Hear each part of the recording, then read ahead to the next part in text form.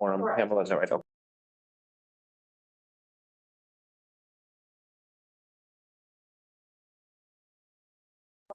That's what I was asking, yeah. Join so by signing up via the chat. Okay. I will say it again before. Correction. officially reopen. Yeah, and that just confirmed, she's officially on the committee, so she counts towards. I kind of, Oh, So we have 5 out of 7. oh, okay. 5 out of. no, Total, not 5 out of Just want 7. to double check. this one is wrong. I think this for the June. Oh, I just pointed that one out. Yeah, you did, that's Yeah. you, but I meant just. Rule of government. Oh, yes. All we can be doing, we Yeah. don't have to. do That, but we Yeah. just. So we're just going to Wednesday. Yeah. Just 3, reminding ourselves. Sure, yeah, absolutely. 10, 11. There's 11 on the committee. 11 is, I need 7. Wait, No, Six. 6. plus 1. Half is. No, half is Half is 5. 5.5. So once you're above Okay, 5.5, okay. you'd be. I'm like, oh, sure, that's right, that's right. Okay. Thank you. 6. That's right. So that was 7. The ADI statement, No, I just talked. Yeah, about okay, that. I mean, okay. It'll be up. It'll be on there. And I'll acknowledge it, all right. but I don't, Okay. committees have not been at Challenge. reading it. Oh, okay. I'm just not sure. And Dan is not coming at all. Do you have an extra? Or in live. Is there anybody remote? Otherwise I'll be. He said. It's Yeah. so, Yeah, but any- Yes. It's not something that we say, it's under certain circumstances, you can approve it, yes, but, But is anyone actually No, thinking now? no. Okay. No one else, I would tell you that. Okay. yeah.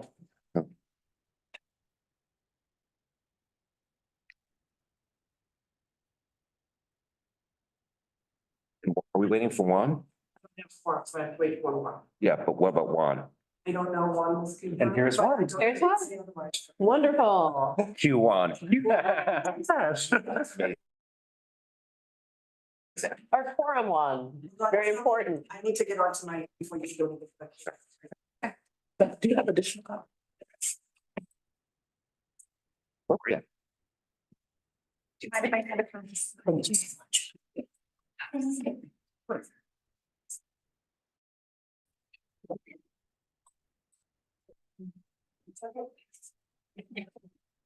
Is this where we say aye? So. Being recorded even as you speak, so make sure if you say hi, you say it in a civil manner. You know me too well. Yeah, no, I don't, but I just would say that to anybody.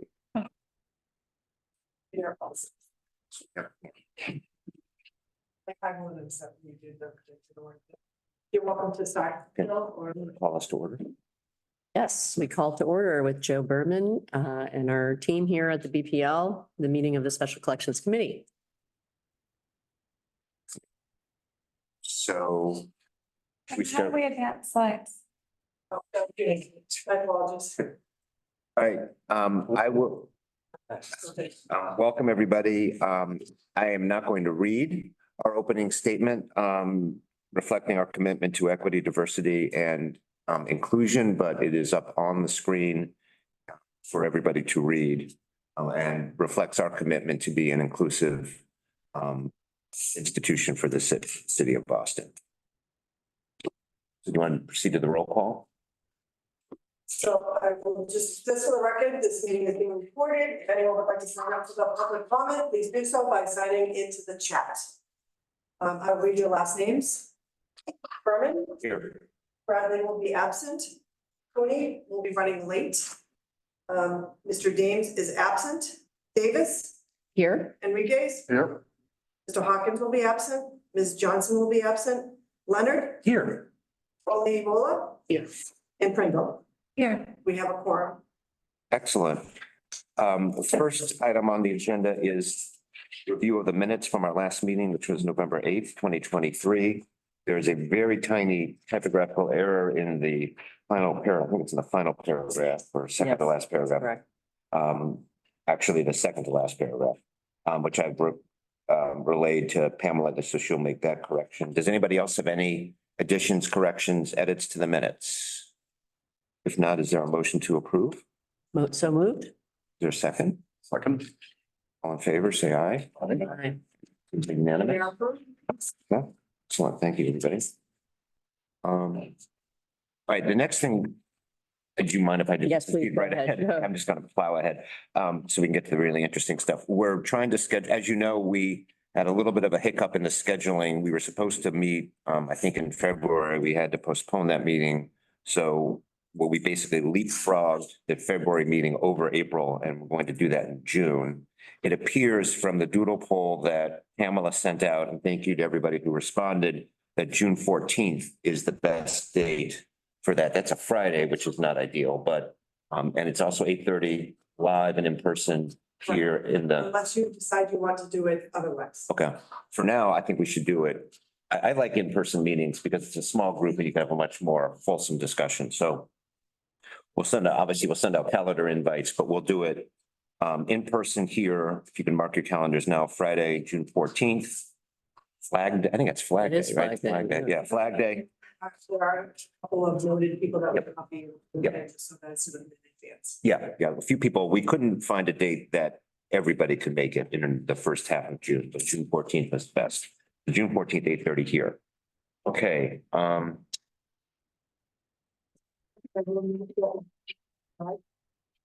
great. There he is. No, we just, Charlie, we're just doing the administrative stuff at the beginning. I just mentioned that the next meeting will be June 14th, which is Friday. It will be here at 8:30 in the morning. All right, why don't we move to the first item of business, which is review and approval of the committee charter. And at our November meeting, we had a good discussion about this. This should be in your packet of information. We had some, I think some good suggestions about language. So Beth, do you want to maybe talk a little bit about where we are, or Elliot, with the charter? Sort of, I mean, I think we're ready to approve it as a Yes. formal matter. So just to remind everyone, in case you haven't reviewed your attachment, we did talk about it, as Joe said, 11/8 of 23 on the online meeting. On the basis of that discussion, we added what's highlighted in your packet. So at the first paragraph, the end in enumerating works of art, we added and digital materials. And then in the second paragraph, just to mention and highlight the work of the committee, we added support in building key collaborations and other initiatives. So those are highlighted here. I think they reflect the inclusiveness of that discussion. And if we're all approved, we just go ahead and approve that. And so we need a motion to approve, Joe? I think so, And, yeah. Is there a motion to approve? So moved. Is there a second? Any further discussion before we vote on the charter? All in favor of adopting the charter, say aye. Aye. Any opposed? We don't need to do a roll call vote on it. It'll be okay. So So we're- unanimous. Great, that's great. Yeah, I think this is a really, it's a great document and kind of is sort of it's our constitution and kind of gives us a general overview of kind of what our mission is. I would just sort of add that I think many of our staff will appreciate the inclusion of digital materials explicitly in this way. Yep. We have, as you might learn in the collection development policy, ongoing questions about the difference between things we digitize, things we own that we digitize, and things that are born digital in our world. And each of those has a certain set of obligations or opportunities, and saying digital materials as part of this covers the whole gamut. All right, so why don't we move to the next item, which is updates from the Special Collections Department. So I'm going to turn it over to Beth Prindle, the Director of Research and Special Collections, and David to give us an overview of where we are. Great, thank you, Joe. Before we get into sort of the meat of this conversation, which is the collection development policy, I wanted to give a couple of updates from the previous meeting. I mentioned at our November meeting that we were in the process of hiring a curator of prints. I'm delighted to say that Emily Bibb has joined us as of January, has jumped in both feet and has been an extraordinary addition to the team. She has already been spending a great deal of time with our collections. She is already fielding some really interesting and complicated reference questions and is really looking holistically at how we can make some decisions around prioritization for digitization of materials and looking at sort of what holistically we want to think about in terms of focus. So she's working very closely with the manager of the arts on that, which is really exciting. And that's just to say it's an associate's funded position, correct? Curator Prince is a city-funded City-funded position, position, okay. but speaking of an associate's funded position, nice transition there. Yeah, thank you. We are also, so Associates Fund 10 positions. I can Yeah. understand why that is complicated, including a lot of curatorial positions. So this is a curatorial position that is in the hiring process right now. The Curator of Modern Books and Manuscripts, which is a brand new role for the library. This is a position that supports the Rare Books and Manuscripts Department. Specifically, Jay Michelle heads that department and serves as the manager and lead curator. He is a single curator managing a collection of over 250,000 bound materials and then thousands of and hundreds of thousands of archival materials and manuscripts. This provides capacity to that department broadly, but also specifically because we have such an outstanding collection of anti-slavery materials. We are really home to one of the great collections, not only in the US and the world, related to anti-slavery. This position, we are focusing specifically on candidates who can help support both understanding the scope of the collection, understanding sort of the nature of what we hold broadly, but also specifically how we make decisions about description, outreach, promotion of those collections. And so that hiring process is ongoing. We have several outstanding candidates, which we're delighted to, and it's a very specialized position. So we're really looking to see what opportunities there were. We are beginning the interview process for that. What's your best estimate for when that position will be filled? It's really difficult, in particular, to know for us, both because of specialty and also because of the residency requirement. Yeah. So if someone does not live in the city of Boston, they would need to relocate, which adds time to the hiring process. It's something that we have dealt with all of our special collections positions. So unfortunately, I can't. Sure. I can't guess on that, but we're certainly actively trying to move that forward as soon as possible. One of the things that I will do after this meeting is send out sort of a broader update, giving information about both that process. And if anyone knows any candidates, I can send links to the job description, but also then more of a bio on Emily and her work. And that will bring the staff total in special collections to, 25.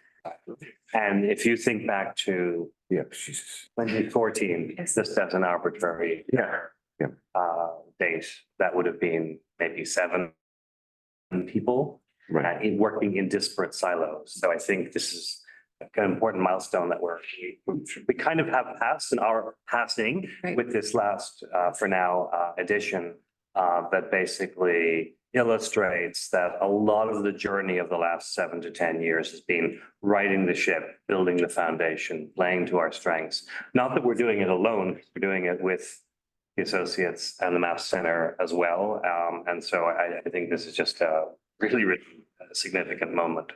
How do you, and you don't need to go into this in detail, but I assume that there are specialized job boards and places There where are. you post this, so people who, the small number of people who would be qualified and interested in this can find it pretty easily? And Absolutely. And so there are affinity groups there are professional affinity groups, there are listservs, there are peer networks that people have.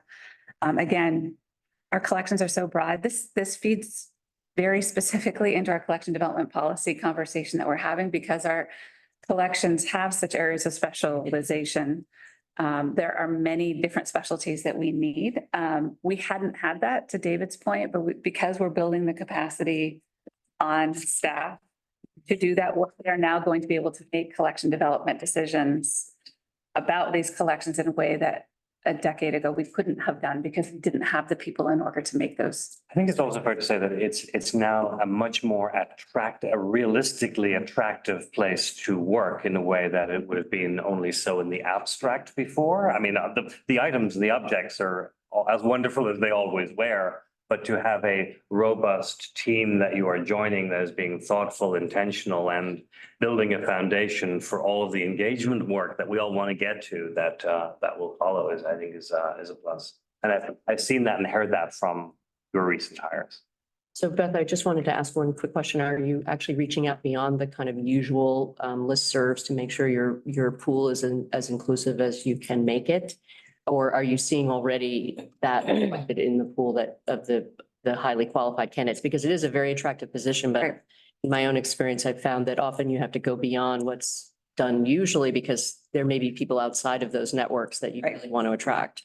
And I think we're trying, but we would welcome any assistance on that. I think we certainly are working within the frameworks of ideas that we have, but to your point, Elliot, any additional ideas of how to expand those networks, how to expand that reach, we are looking as far and wide as we can. And so if there are ideas beyond, we would welcome them.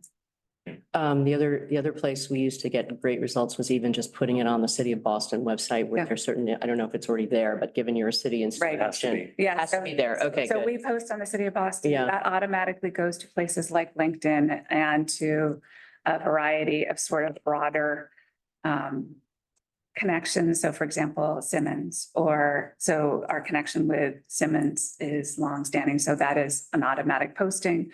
There are job boards within Massachusetts Mhm. that we just as a matter of course apply to, but because this is a national role. So for example, when we posted for the curator of prints, we paid for a posting for the art libraries council because we wanted to make sure that, and for the American Association of Museums, because we knew that those job boards had a national reach, that someone wouldn't naturally look at the City of Boston website if you lived. Yeah, outside, sure.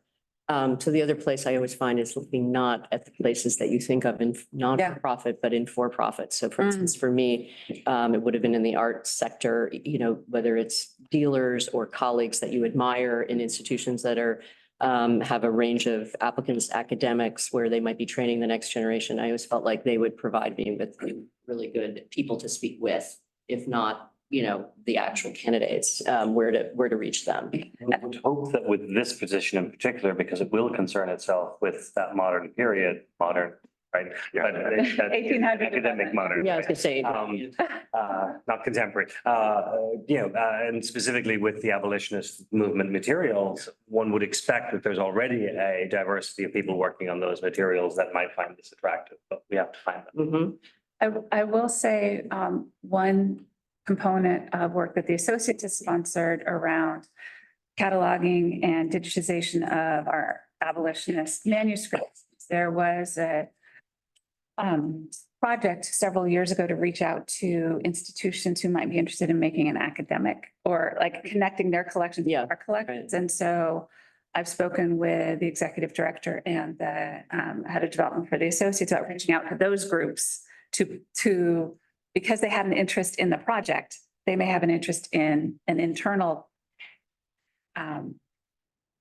working with the materials firsthand rather than serving as kind of an aggregator. So, Mhm. but we are definitely still looking in, Elliot, I think it was important that you mentioned dealers and other, certainly rare book dealers. We have had a number of candidates come through the private book trade. Some have expertise, some are sort of more specific in other areas, but I think it's an interesting idea to actually actively reach out to people who we know are collecting in this area to ask for recommendations. That's what it is. It's more in the recommendation, right? Right. Okay, I'm sorry, I side railed our decision. No, no, it's I mean, it's good. important. But okay, It's important. good, okay. May I do two updates Sure. that are relevant from the library's overall perspective? One, which will be probably the body of the agenda for the next meeting, is the library is active in its strategic planning process right now. Phase one is very much about intake from both internal stakeholders as well as key adjacent, I won't call you external, but adjacent stakeholders as well. And so that process is well underway. The overall timeline is a 9 to 12 month process that will take us through the rest of the calendar year in reality. And back to what I said earlier about our June meeting is going to focus on the role of special collections within the strategic plan to sort of talk about, you know, how those two things fit together. And then this is late breaking news as of yesterday. So the mayor released her proposed FY25 operating budget, which is very strong for the library. No one ever gets everything they ask for, right? But we still consider it strong on balance. In the capital plan, which is a 5-year plan, which will cover 25 to 29. We have a total of $242 million committed to renovation projects across the system, which is the largest number it has ever been from the city of Boston. And not to bury the lead, the McKim project, which, as you know, is our desire to, following the master plan from 2021, engage in a renovation, restoration and transformation project, has a $50 million commitment from the city of Boston in the latter years. And so for those of you who've been paying either distant or close attention, will know that we came to the conclusion that we needed the city's commitment in publication on record before being able to start the broader fundraising efforts with the state, maybe with the federal government, if there's any money left, and with private philanthropy. And so this is incredibly positive news. And we certainly consider the building itself as a quasi-special collection, if not an official special collection. And so I think it's important to share this news with all of you as the official arm of the trust. So you said 50 million specifically for McKim. Yes. But this is a 5-year plan, so there's no specific, like I can't say, for FY 25, there's. No, it'll be later in the 5-year, Okay. in the 5-year period, Okay. which actually is good news from a planning and ramping up point of view. Because it doesn't rush us. Yeah. Like, yes, I could set that $50 million next year, but no, it wouldn't be the right way to ramp up to what is the plan? What is the phased approach? What additional resources will be available so we can take a responsible phased approach? And that leaves almost, doing my math, about 200 million for branches then, right? Because. Close to it. Oh, that's great. And a couple of minor improvements at the central library as well. But, the key, Fields Corner is the next branch to go into construction, and it is fully, Portia is living in that area, working in that area. Yeah. I'm looking, but it is a fully funded branch project. And then a variety of other projects have a variety of levels of funding already committed to go. Nothing that we had been asking for or considered active is being delayed beyond the 5-year plan. That's great news. Really good. Fabulous. Yeah, Yes, fantastic. yes. To go back to the strategic plan, has the library selected a consultant? Are you doing this yeah. on your own? No, no, no. Do we know who that is? I don't Yes, know that it's we- Gensler, and they have partnership with Margaret Sullivan Studios, who are a library-specific firm. Mhm. Gensler, as those of you who recognize the name will know that they're more known in the design and architecture Mhm. space, but Yeah, have been doing organizational architecture now in addition Mhm. to building architecture too. We had, I think, 10 or 12 applicants. Mhm. Really 3-ish finalists in all reality. And the strategic planning committee and selection committee was pretty unanimous that Mhm. Gensler was the right choice. They've been doing, I sit on the strategic planning committee, and we've met with them a couple of times, and they've been doing their, sort of interviews and Mhm. information gathering. So Taking, that's yeah. been going on for several months now. Mhm. So they're well underway. Great. So I think our timing in June will be really good. We'll be ready to. hear about Excellent. the special flag. Great. That concludes my exciting update. Okay. Thank you. Great. So we are now moving on to the collection development policy review. And now that there is a freshly minted charter, one of the charters of this committee is to offer community perspectives and input on relevant policies, projects, and processes that affect stewardship of and access to special collections. And so you are living the charter in this exact moment. So I wanted to give some context. Trustees are certainly well aware of this, but policy is actually a specific term we use at BPL to define something that is public facing and trustee approved. So this is a document, the document that we are writing now it is a public facing document, and it is intended to outline the library's commitment and our mission in acquiring and providing access to materials.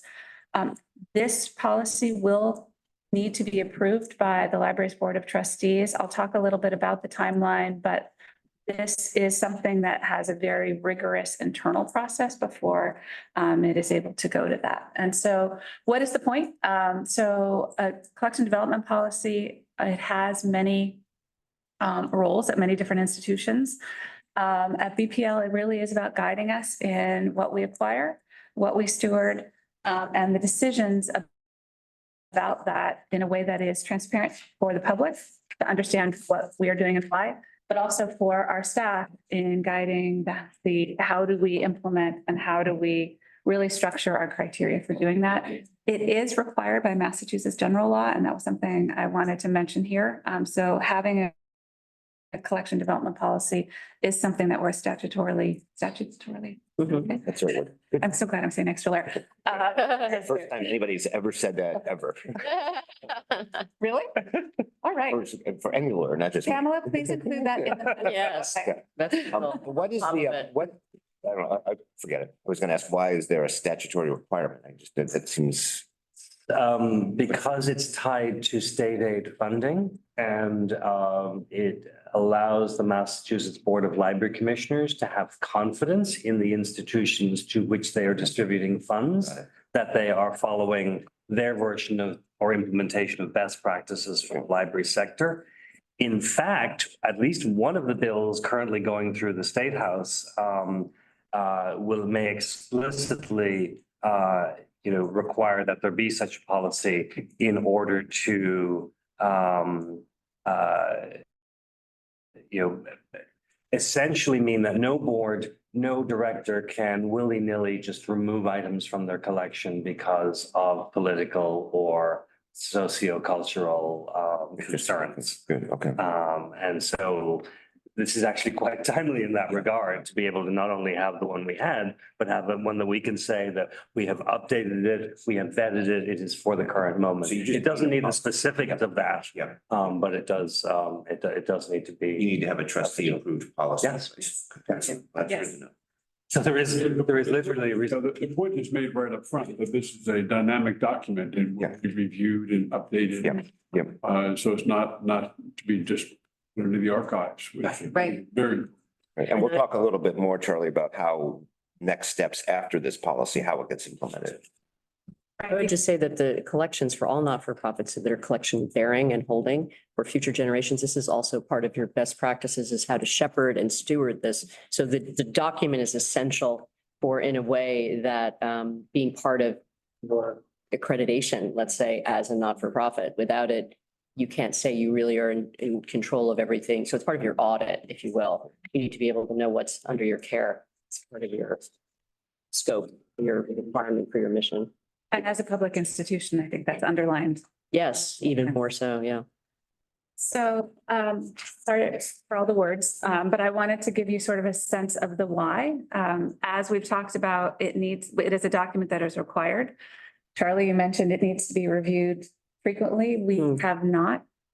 We have a policy that's been in place for 11 years. It is actually best practice that it's reviewed and updated at a minimum of 3 to 5 years, but I would argue that certainly the review process should actually should occur much more frequently than that, and that is written in the document itself. Our goals in writing this new policy, we came up with 7 that we really believed needed to underpin the work that we did institutionally. So one of the complications and the opportunities for Boston Public Library is the scope of what we collect and the breadth of what we collect. So this policy needs to be applicable to everything we hold, whether it is in special collections, whether it is at a branch, whether it's in our research collections. And so that we had to have an eye toward the umbrella that would guide all of our work, recognizing that there's individual components of this that needs to be much more specific, and we'll talk about that. But the policy itself had to be library-wide, not collection-wide, so that we could then create, so it's an umbrella policy that then we create pieces under it. It was explicit that we needed to center our commitment to equity, diversity, and inclusion in our collection work, that it was not about including that commitment in certain areas, but that in every aspect of the policy, we needed to make sure that we were collecting for, as we talk about in number 3, our many communities of collection users, that it was that we had to recognize that we as the Library for Boston and the Library for the Commonwealth have many communities of users, and they need to find something for themselves within those collections, broadly speaking. It needs to support our institutional mission. We talked about the legislative mandate, the professional standards and ethics. Elliot, you talked about that, best practices, that there are expectations in our field.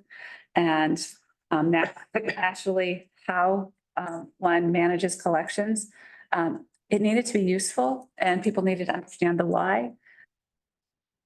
And number 6, we talked about avoiding operational functions, procedures, and processes on the policy level, because so much of it was going to be specific to the units that are actually breathing life into this and making this work. And we're going to talk about the documentation that still needs to follow as a result of this, and then presents information clearly and succinctly. It is not exclusive to the library field, but we love our jargon. We love our acronyms. We love very specific terminology, but if this is a public facing policy, it needs to be clear about what we are doing and why. There are specific terms that are field appropriate. And so a lot of this work was trying to balance that line. So we compiled a staff committee to review this policy. And so I wanted to just give you a sense of the scope of the participants on this, because it really represents both staff members who work across the city and various communities of users, but also staff members who then work with explicit collections. This is not the only group of staff who worked on this policy. This is the staff committee that actually worked on the first phase of this. Well, there are actually 5 drafts by the time we got out and into the next phase of it. So it includes everyone from staff members who serve as children's librarians in the community, staff members who work with our research collections in the closed stacks, staff members who serve collection development functions, who catalog the materials, who work in special collections, and who have a larger adult responsibilities related to both providing the materials and the services around them. And so Melissa Andrews, who is our Chief of Collection Management, and I chaired this committee. We've had multiple multi-hour meetings to get to this point. It was, I have to say, one of the most exciting and I think successful cross-institutional processes we've had around this. It was a very open dialogue. I think it was a very collaborative process, and I was really impressed both with the seriousness with which staff took. I was not surprised, but I was also impressed with the collegiality with which we approached our different areas and looked at it as a holistic whole. And it has been an absolutely great experience. So this has been our timeline. It has been a process that has taken, we had expected to bring it to this committee, as Joe, I think, mentioned in February, but we hadn't gone enough through the process in order to get it to the point where we felt that we were ready to have you look at it. But there was a multi-version drafting process, October through February. Our leadership team, which includes our senior management, has gone through it and given input. The city's corporation council has reviewed it. Maybe that's where I got statutorily from. We've given it to our collective bargaining unit. So the BPL, I think you all know, has 2 collective bargaining units, PSA and AFSCME 1526. So they represent all collective bargaining, with the exception of our exam management staff. So we've given it to them because, again, collection development impacts so many areas across staff. And then we've also led some departmental reviews. One example, for example, is I led the special collections department heads and the 11th Map and Education Center heads on their own specific conversations around this policy to make sure that they felt their needs were represented. And also then understanding what other documentation we would want from that. We are going through the committee review here, and then we will be releasing this to all staff after this process for their questions and answers, with the expectation that I don't know the date off the top of my head for the trustees' approval and vote. 21st. May 21st. We are shooting for May 21st for the review and vote. Because again, we need an active policy so that we can do some of this additional work. But this is honestly the start, not the end. Because then comes the work of how do we take this umbrella policy and do all of the additional documentation and work that needs to happen. Are there any questions on anything that I've talked about so far before we get kind of more into the meat of it? Do the collective bargaining agreements with the two unions give them sort of input into this, or is this more just for information? Yeah, I think input and information really, certainly not, there's no delegation of authority about things. In the case of the PSA, which includes the majority of the librarians who work in the system, it's a professional interest Sure. to have something that is workable for their jobs and their functions, which are governed by a CBA. And so, but equally, our ASME members are equally library workers, many of whom also work directly with collections every day. So I think it's more illustrative to me of the collaborative approach that Beth has been mentioning here in terms of just how we got to this place. Sure, okay, good. Which I think is indicative of finally some new cultural philosophy. I mean, we've been slowly making inroads in this regard, but I think today's society, today's workers, today's best practice is to have a much more collaborative and inclusive process than would have been thought of as necessary or desirable 20, 30 years ago. Is it possible to sort of generalize kind of the reaction or the response from the collective bargaining units? Were they generally supportive? Are they on board? As I can tell you that we had several board members participating in the initial drafting process. PSA board From members. PSA board members. Yeah. And so that I think was really helpful to us. We asked staff to volunteer. That we certainly had certain staff members that we believed were critical to the process, but this was a volunteer process and several boards, PSA board members participated. So we had that kind of input from the beginning. And then I think one of the things that has been really interesting and informative, and David alluded to this specifically, is, with the challenges to collecting the book banning situations that are happening, I think there was a lot of input from staff across the system, what they felt they would need in order to feel that they were backed up and supported in the work that they were doing. And so that was a lot of a conversation around this too. So in some ways, section 5 is Yes. responsive to the moment and staff needs. I mean, could Beth and I sit in a room and write something? Sure. Would it help build a culture and be more meaningful? No guarantee, right? So this, however, does that. It takes longer. So we appreciate the committee's indulgence in moving from February to today, but it is a better product and a better process as a result. Yeah, great, okay. So quickly, before we go into the specifics of it, one of the things I do want to emphasize that I will probably come back to the slide after we have the more robust conversation, but I just wanted to frame it.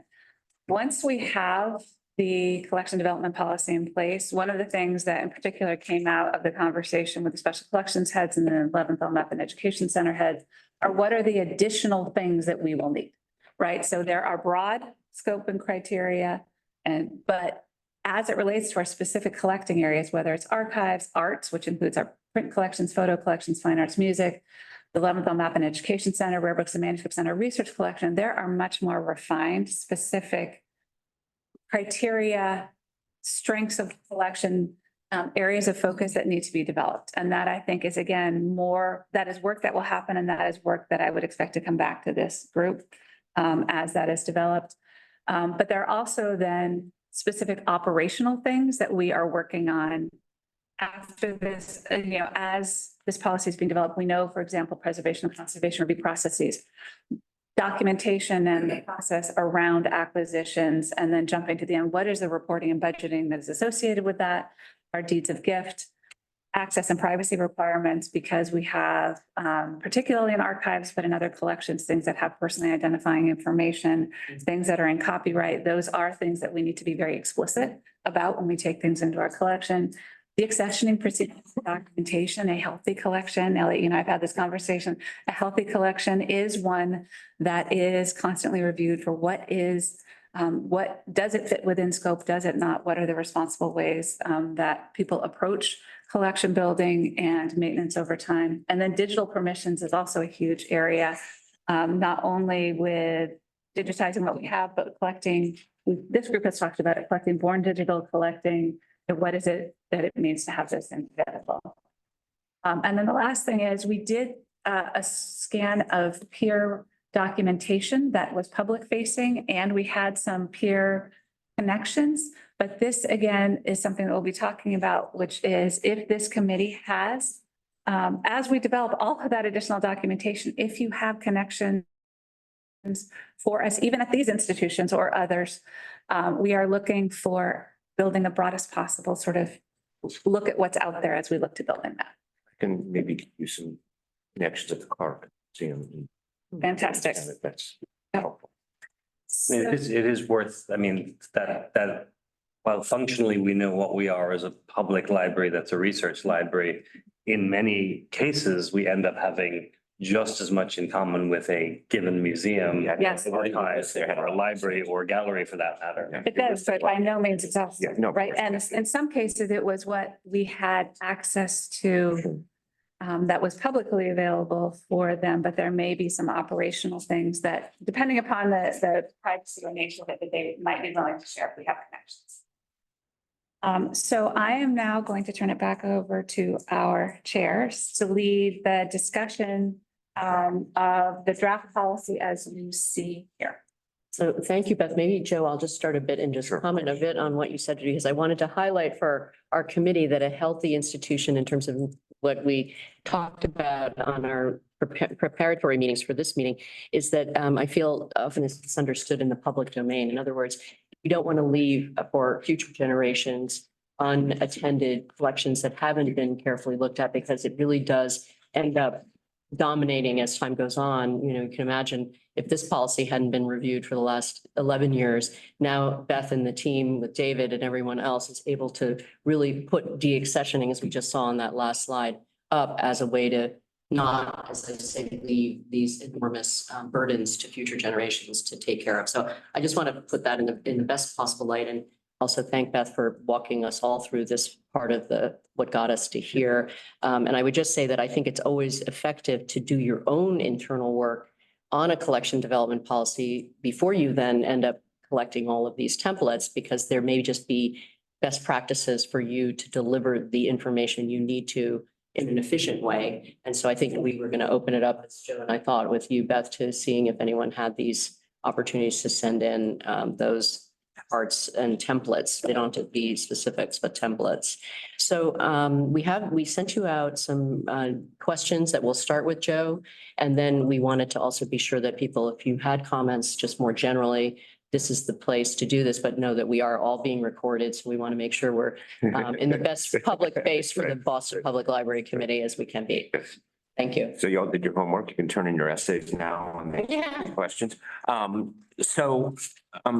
A couple of things. I get, one of the things that, is obvious from just looking at it and looking at the headings is this is not just for special collections. This is library as a whole writ large. But obviously, special collections is an important part of what the library does, what it has. So the question is, the first question is, given the universality of this policy for the entire library, does the document reflect special collections with appropriate specificity? And I would call your attention really, I think within this, and Beth, correct me if I'm wrong, but I think that sections 4, which talks about collecting criteria, 6, donations and gifts, and 7, collection maintenance. I mean, everything is relevant to special collections, but I think those sections in particular are probably the most important, wouldn't you say? Or I guess, well, I guess collection scope two, Beth is pointing at number two, which is research, sort of talking about Yeah. how we define it, which is research and special as well as circulating. So anyway, that's sort of the drilling down specifically on special collections, but so I guess the question is, is there more here that needs to be done with reference to special collections that isn't here? Is there something that's missing from a policy standpoint as you look at the policy? I have several thoughts that, Sure. as I read this, first of all, compliments to the work that has gone into putting this document together. It's a very thoughtful, comprehensive document. There were several things that occurred to me. One, special collections that is also enhanced by donations and the needs maintenance and the like. The role of collaboration with other institutions. One of the slides of just a moment ago sort of was questions and peer looking. But I think also reinforce the importance of building the community, which clearly the BPL has done, both not just within itself and the branches and everything else, but within the other entities in Boston and beyond. So thinking about just that collaboration, and I didn't see that really addressed throughout the policy. When you say that, like, what's an example of what you can think of? For instance, when thinking about collecting, the point is made that there's a niche that we the BPL aspire to. But there are other collections as part of a community that digitization, which clearly permeates so much of this, the opportunity for collaboration becomes even enhanced. So collaboration, cooperation, communication. And I was struck by the discussion of unwanted donations. Yeah. And I don't know how much of a problem that is. Yeah, I guess I do now. But if you're part of a community, then perhaps there's an opportunity for finding an appropriate home for some things, and also not replicating. And then when I think about research into the special collections, and this has been a topic with the MAP Center and special collections. There's been a lot of cooperation and collaboration on research. So I'm thinking about community collaboration, the policies around sharing as a theme that I think is an important and an opportunity. And maybe a lot of this comes in the operational document that you're talking about, or that follows this as well. And I should know, I'm taking notes here because to your point, Charlie, and I think collaboration is critical, especially as we think about limitations on physical space, like there are capacity limitations. We can't collect everything.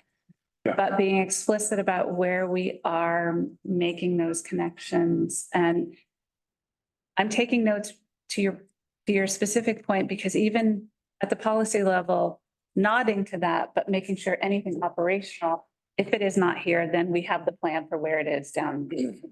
Also being explicit about it. Yeah, and I realize a number of comments, I've got a couple more comments, but they may be more operational than they are policy, but I think they need to be linked back to the But that's. policy. I think it's an Critical to excellent hear that. idea. I think it's excellent, and I think just what you came to, and you also, Beth, it should be then part specifically in the operational documents from the various areas. So just to give you an example, if you, for instance, in a different context, because it doesn't step over to the libraries, but if we would have wanted to show something that, let's say for provenance reasons, we couldn't, because now it would have been protected under a UNESCO treaty of 1980, we would have looked to borrow that from a partner institution so that we could show it in Boston, and therefore, as you say, build these two communities together. in a very positive way. So I'm sure that there are going to be strategies of that sort in the tactical realm of the documents, but I do think it's important in the larger umbrella to point that out. So thank you, Charlie, for that. It's excellent. And it gives us the opportunity to, when we think about the community that we want to service, that we live in, that connectivity also broadens the access of our community to even more. And that's happening naturally, but because to have some rules and guidelines. The other vehicle to keep in the back of our heads about where certain principles or guidance can live will be the strategic plan. I certainly have an expectation that somehow in that process will be centering community and collaboration as more guiding principles overall. So again, not only is the opportunity within operationalizing, whether those be, process or procedural documents, but equally at the highest level, should it even not have fullest anchor you want in this document as a policy document, it could also live at the higher level of strategic I mean, I think planning, it should or both be all of, all of those. Agreed, And yeah. in the ones that you're going to prepare coming up, I think it should be very specific, like what collections, as you think about this in more granularity, you're actually, what collaborations you don't have that you seek to have. Beth, I think you were also even as early as yesterday, I forget what meeting it was now because our lives are full of meetings. You're citing an example of something that was headed to us as a donation, but that had a much more appropriate home somewhere else. And so this reality is baked into the operationalizing of the staff's work. So one way, I'm sorry. you're No, done. go ahead, Lon. I want to make sure you're done. Oh, Several more, you said. I might just make two more points and then, Okay. one is that buried at the end is the word accuracy. Accuracy. Accuracy. It's buried on, it comes up very, very late, under 7, under collection maintenance. And one of the things that I think is very much on collectively on our minds is the use of AI, machine learning, AI, misinformation, and representation. Joe, you made the point of new digital creations that become. Mhm.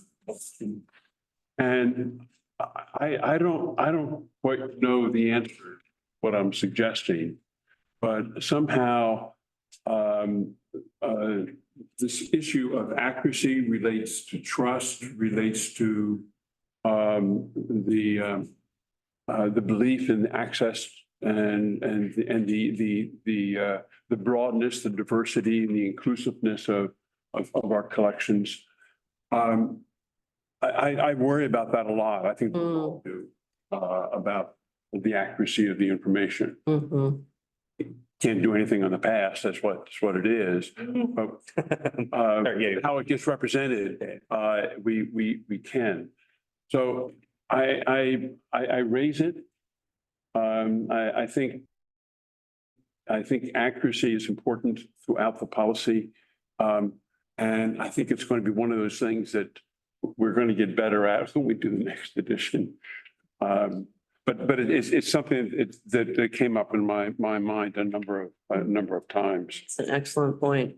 Are you thinking that because of our responsibility is preserving and delivering access to history, even though those understandings evolve over time, that somehow the primary sources have a primacy in the sensitivity to truth's accuracy, understanding today that should have more prominence? I think so. I mean, we can help assure the accuracy of primary sources. They exist, they're hard copy. And that's ground truth. What is extracted and interpreted from it is a big issue. Yeah. And we can't guarantee anything, but we can at least perhaps we can participate proactively in that conversation so that when people do use the resources for research, they recognize it.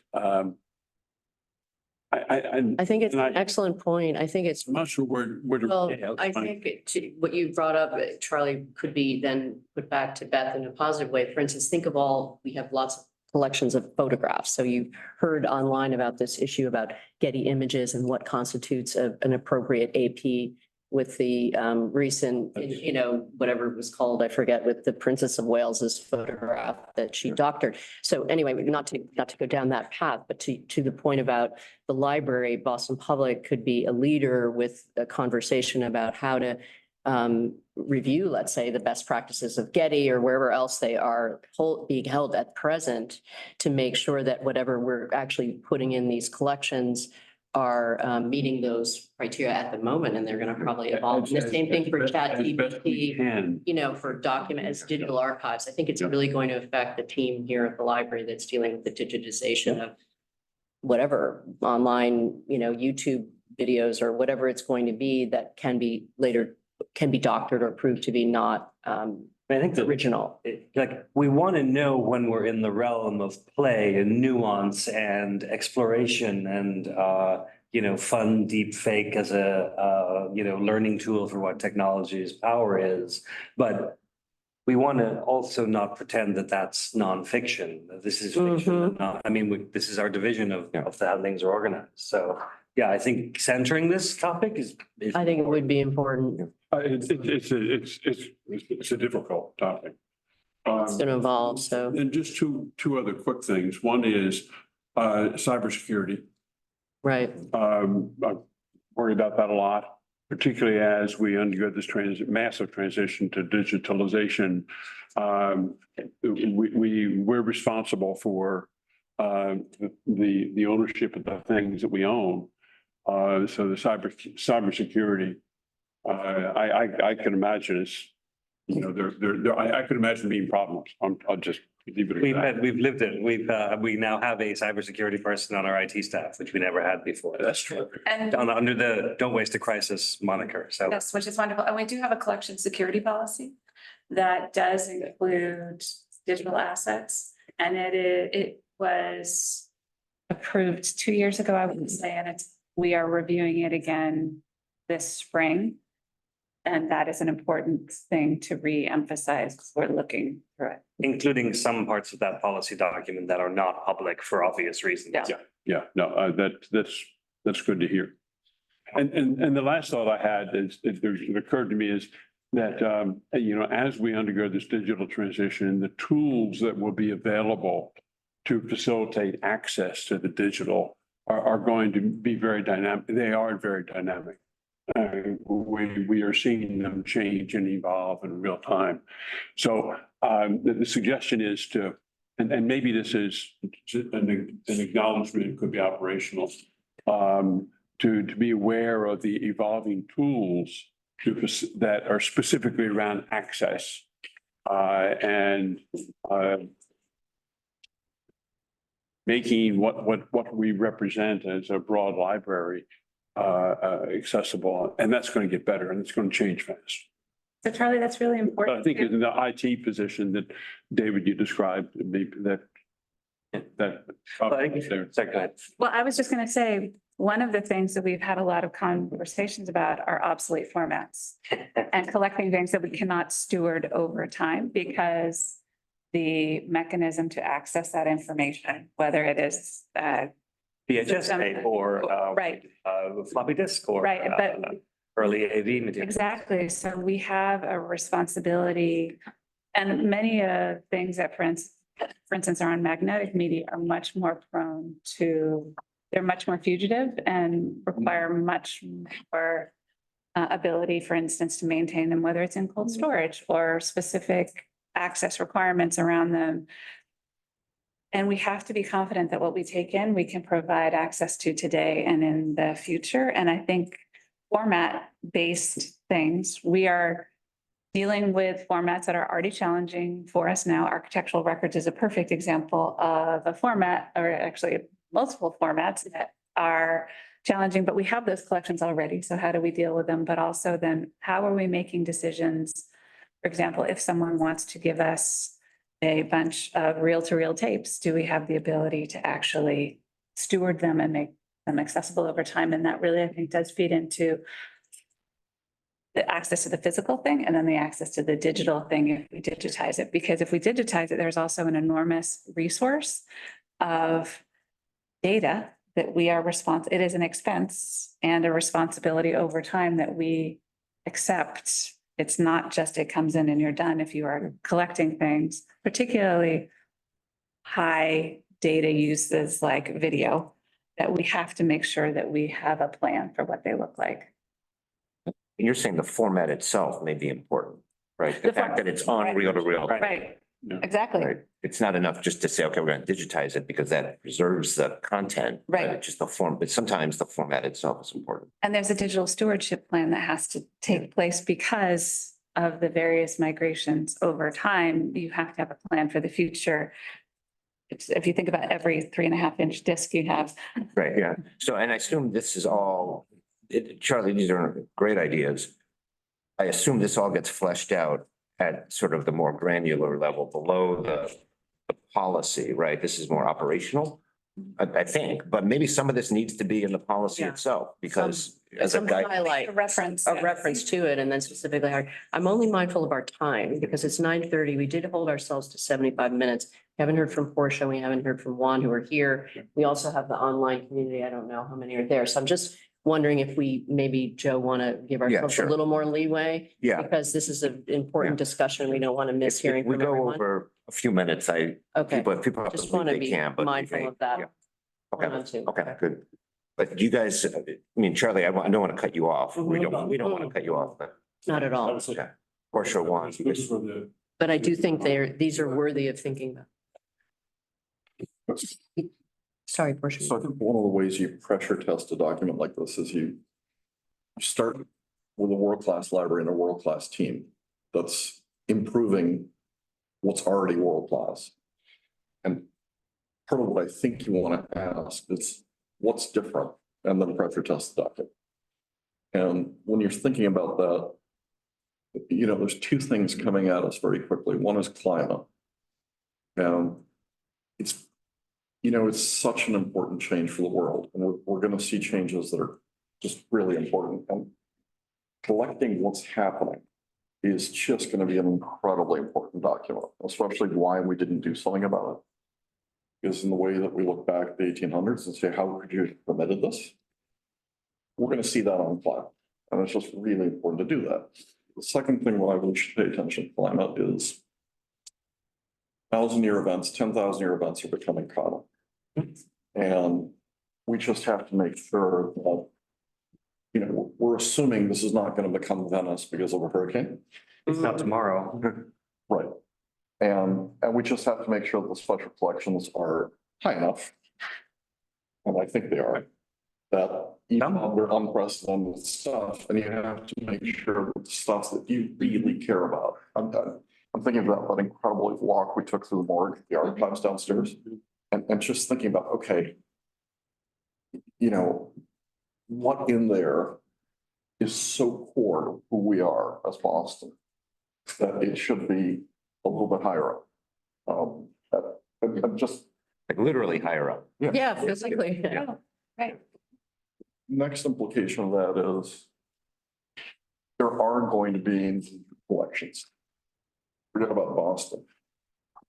NOAA has just put out a review that says we've never had as high a prediction of hurricanes ever in our history. So they're talking about 11 major hurricanes in the Atlantic this summer. And next summer, it's going to be more than that. The summer after that, it's going to be more than that. So when you think about partnerships with these institutions, and when you think about digitizing collections, and when you think about loans and stuff, think very carefully about libraries in Florida. Think very carefully about libraries in Louisiana. Think very carefully about libraries in Texas, et cetera, and digitize those first and make sure they don't have the only copies of X, Y, or Z. But just look through your Word books. If you find there's only 3 copies of this book somewhere, either digitize it or bring a copy into. Back to the point I was making about the format, it might not be enough just to digitize it. Right? I mean, if it's something that, you may have to think about. I mean, that honestly could be not just environmental concerns, but socio-political concerns, honestly, too. The most recent example where we engaged with this kind of topic was the beginnings of the war in Ukraine and the destruction of cultural heritage institutions in that process early on. I don't have an answer for you, but raising this point is incredibly important for World Heritage legacy concerns. I mean, somebody should be digitizing the libraries of Ukraine, right? Right. And et cetera. Second point, what else is changing? I think your point about format and your point, Elliot, about format and how you access stuff. If the standards change, it's incredibly important we document the various iterations of AI. Right? So just make sure that you've got the early Llama models, you've got the early ChatGPT models, and just that they're protected in places, because you're going to want to know how we got to the point where XYZ happens, depending on whether you're an optimist or pessimist, because that's different. Third point I think I've made is the 250th is really coming up on us very quickly. What do you wish we had from the 200th? What do you wish we had from the 150th? What do you wish we had from the 100th? Right, and it may be the paper cups that were sold in common, or the silly things, not the big Everyday. But who were we? Last point I'll make to your point about accuracy. I'd almost go in the opposite direction. I would make absolutely sure we have documents of inaccuracy. Because what we've done over the last 10 years is really unbelievable. How the hell did we get there? Right? How the hell did we get as a society to the point where we accept the conspiracy theories that are floating around eclipses, around Earth being flat, around XYZ? Yeah. Don't just go for the accurate stuff. How, I think of Charles Mackay's Manias, Panics, and Crashes, just how important that book was. And the whole tulip bulb craze and why that book is still in print hundreds of years later. Right. But documenting inaccuracy. That's documenting interesting. Conspiracies, documenting the protests that you're most angry at, the ones that most upset you, the words that most upset you, even if they upset you. That is a core part of understanding who we were at that point in 100 years. I think That's a great, yeah. great point. I like thinking about it from the perspective of, our grandchildren or great-great-grandchildren looking back on us from 100 years from now, like, why didn't you do that? Why didn't you do this? Both from a collection perspective, but also to your point, why did the 19th century do what they were doing or not do what they were doing?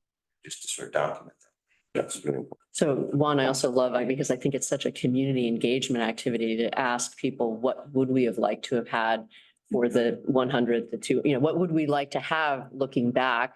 And, in a way, this to me, should be at every branch library, and just find out what the public really thinks about what we should be about, because it's always true that the ephemera that often you take for granted, even these boxes of water we're sitting with around the table, or your Starbucks cup, that is not, I'm not saying this is what comes to the special collections of the EPL, but it's part of our everyday life that we often don't think.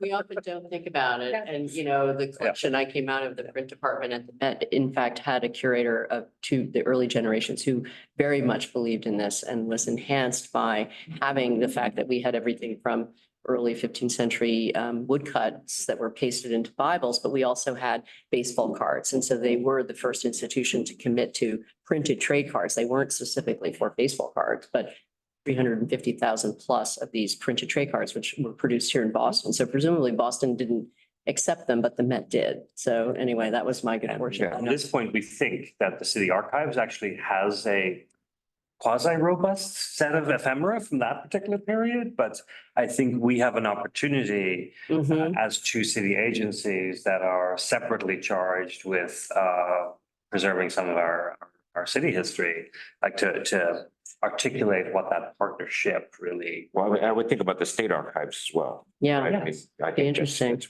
And it would be very engaging and it could be very beneficial for you for gifts to just say you're wanting them. Yeah, we have one inbound request that actually relates to a previous mayor of Boston that just someone called me and said, hey, would you be interested in this? And then Beth and I talked, and it feels like because of the materials in that, much more appropriate for the city of Boston archives. As far as we know, they will have to make that determination Yeah. themselves, but yes, so real-time example. I just want to make one comment, and then I would really like to hear Yeah. from Portia, but I think one thing that we hear in special collections, and you alluded to it, Elliot, is the everyday is far less collected. The experience of the everyday person, we collect whoever is deemed position of power, People who had the ability to collect their archives, people who were deemed culturally to have significance. And it's the missing voices of the everyday that I think is the piece that we are really talking about in special collections, because Boston is not the same city. And does not contain, like, year to year is not the same city, and how are we collecting that Boston over time? And that feels like a very important area of focus. The other thing people don't do today is they don't write letters, right? So we don't Yes. have that record, the physical record of the collected letters of whoever. They barely email anymore. I know, yeah. Texts and Snapchats and Yeah, God knows what, so. Yeah, I don't have too many things. I think first, just kudos to folks who put this together. I do want to echo the present day sentiments, and I feel like it should make its way somewhere in the policies of just like noting the fact that, or I'm interested to know the ways in which the library is pursuing that. And then the policies around that. Also want to echo, I think Clooney mentioned this earlier, but I was like taken aback a little bit about the donations and gifts, and more specifically that they give the phone away immediately. And like, I'm sure there is reason as to why that has came to be written in this capacity, but it did seem a little harsh, especially for an institution that, values community, values historical archives, et cetera. But I wondered if this was a moment for collaboration in terms of throwing away or disposing of things that don't have a place here, whether that be collaboration or figuring out ways where people can like actually just come and pick these things up. As an idea, and then maybe this goes into the operational thing, but maybe giving them a set time period. What's the little phrases that belong before the end about the steps that happen? Right. When something shows up before it gets. So like dispose, it feels like there's two options. We either keep it or we dispose of it. And there actually is a continuum of things that are not reflected there. There's a lot of, so for example, the archive that David was referencing, while they approached us, we found actually a much more fitting home for it and connected the donor with that archive, and everyone is delighted. In the same way, I think, this is one of the challenges of a universal policy that comes with someone who's cleaning out their basement and drops off all of their paperbacks at the front desk. And the expectation, like, we need a way to say we are not accepting responsibility for that, because we need to have there are all kinds of concerns, but we need a better spectrum in that space. Right, if this is being read as binary, which is Yeah. what you're saying, then it's maybe not fully Yeah, articulated. and again, maybe it comes out in the operational document. But it needs to point there. Yeah, It needs to yeah. point, that there are different thresholds that we will. Because this is the public facing document. This is a public facing document, but there will be additional if you want to donate, kinds of pieces, but I see your comment about Yeah, I that. think Portia has an excellent point. I mean, one way to think about it facing is to say we will consider any unsolicited donations to be the property of the Boston Public Library and considered under our guidelines, which will then follow, and then there will Yeah. be the things that are disposed, because I completely appreciate and I think it's an excellent point, Portia, what you're raising there. Well, I think maybe, this might just be a semantic issue, but I mean, you could sort of replace the word disposed of, maybe handled as we deem appropriate or something, Yes. just, which can include disposing, but it's not quite as hard. I think the intent here is to ensure that just because something shows up on a doorstep doesn't come with any responsibility. Yeah. That we are then left with in perpetuity as an unfunded mandate. Yeah, absolutely. Yeah, I agree. And I think a lot of mine are around semantics. Yeah. No, but Oh, it's. Yes. I'm also wondering if this is still with donations and gifts, but if there is listed criteria as to what the library is looking for. I'm assuming that exists. But if not, just considering that that is something we need in terms of like the case by case. And then the other two, I really do think are around semantics. And they are under 3, the goals and guiding principles, and more specifically, F, our collections are accessible, findable, and shared. I'm just, I'm interested to know what accessible means. And like, are we actively making things accessible, if that makes sense? And again, I think this might come in operations, but I'm interested to know what we are doing to enhance the public's access to. And then the same is true for me, at least with C on centers equitable, diverse, and inclusive practices. I think I'm struggling with both centering and accessible as passive things, as opposed to being active. And I'm just hoping that somewhere in the operational document that we can explore what centering means. And I wonder if we are centering or if we're like actively pursuing these things under this DEI guise. And the same is true for accessibility. Like, are we finding opportunities to kind of showcase or like actively make it accessible? But I think it comes to an operation. Yeah, the word centers to me Yeah. you know what, no criticism, it's a little jargony in a way, and I don't know. Is guided by, that's what we would have said before centering became a word. Yeah. And I She's think, looking for active, actual deliverable on this, so guided by is still passive as opposed to active, that's what I'm hearing. Well, I feel like it's a little more active than centering. Yes, I it agree. is. and that is something that we had the conversations about, specifically active voice and the use of first person as the library. But again, the whole notion of using we, it felt very important to express or an institution that is speaking Right. to the public about this. So I think we're very open to, of course, we're open, that's the whole point we're having this conversation, but the idea of if there's a better way to frame it that feels either provides specificity or clarity, I think we're really looking for it.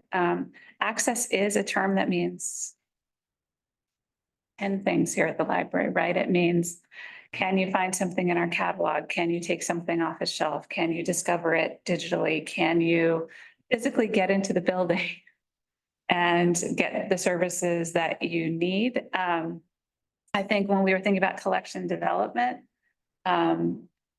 one of the things Elliot alluded to this initially was making sure that if we have responsibility for bringing a thing into our stewardship, that we are making sure that it gets to the person who could use it instead. Like, do we have the ability to process it?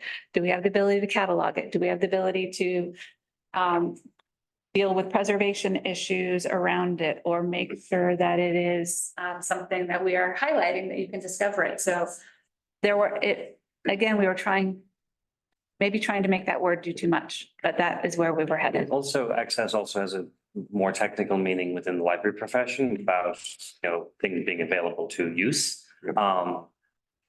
My own thought, and I was holding my own breath on this because I'm not sure it belongs in this policy, but getting to engagement, outreach, marketing, as follow-on activities, which celebrate what all of this will have. Again, given the tonality of today's conversation, maybe there needs to be a hook for that then has another. Right. I think it should be a hook for that, because I would just really appreciate the excellent point that Portia made about opportunities to showcase the objects. So I think Joe and I have wrestled on, with Beth and thinking about It's one thing for researchers to come in and make a whole lot of material available.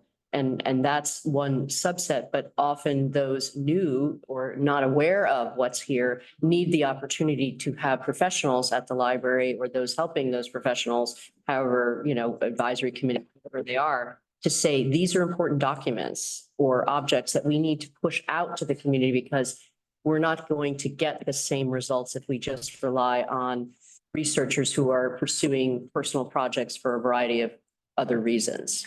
If you understand what I mean. So if it's 100% of the activity, you have to be thinking proactively about these, pushing out, as you use, I like your words, Portia, opportunities to showcase these objects. Today I learned that the Prince collection was designed, at least in part, as a teaching collection or education collection with like a light bulb going off. That is the core difference between a museum or archive in the narrow definitions and. All right, I'm sensitive to time. We're already, it's at 9:51. Well, I just very. Do you have Any something more, else? Portia? Yeah, Okay. okay. So next step.